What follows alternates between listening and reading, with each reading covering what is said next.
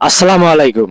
Feeder অ্যাপসে নতুন করে সমস্যা দিয়েছে যে আপনারা ভিডিও, ফটো, টেক্সট আপলোড করতে পারতেছেন না। অনেকেই বলতেছে যে ভাই ভিপিএন দিয়ে নাকি ভিডিও, ফটো, টেক্সট আপলোড করা যায়। তা আমি আজকে বাস্তব প্রমাণ দেখাবো এগুলো নাকি আসলেই কি এগুলো ভিপিএন দিয়ে কি ভিডিও, ফটো আপলোড করা যায় কিনা। চলেন মোবাইলের স্ক্রিনে এবং সরাসরি আপনাকে দেখিয়ে দিই।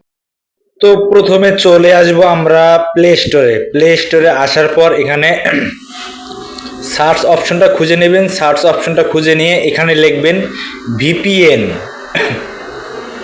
ভিপিএন লিখলাম, দেখার পর এখানে সার্চ বারে দেখবেন যে কোন ভিপিএনটা বেশি ইউজ করছে মানুষ, সেই ভিপিএনটা যেখানে 11 ভিপিএনটা ইউজ করছে বেশি, এটা ভালো মনে কাজ দেবে, তাই ইনস্টল করে নেবেন। আমার ইনস্টল করতে বেশি সময় লাগবে না, আমি ইনস্টল করে নিলাম।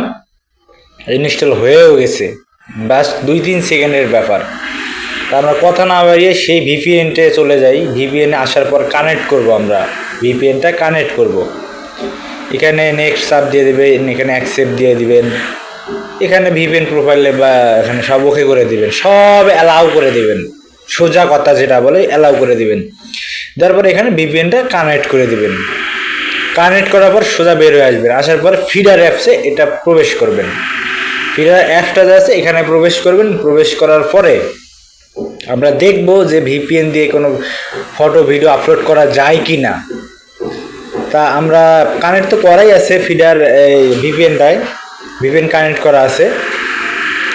তাই এখানে আমরা আপাতত একটা ফটো আপলোড করি, ফটো বা ভিডিও একটা যে কোনো একটা জিনিস আপলোড করি।